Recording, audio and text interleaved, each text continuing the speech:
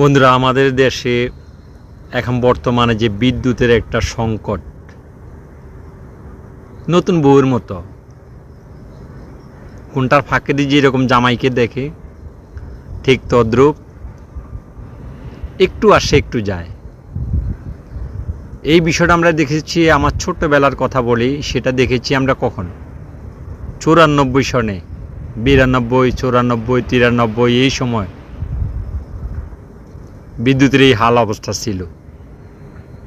ঠিক সেই একই অবস্থা, একই কায়দায়, একই রূপে এখন আবার নতুন করে কি বিদ্যুতের সে নতুন বউয়ের অভিনয়, সেই নতুন বইয়ের কায়দায় একটু করে দেখে, এক চোখে দেখে। তাও কিভাবে দেখে?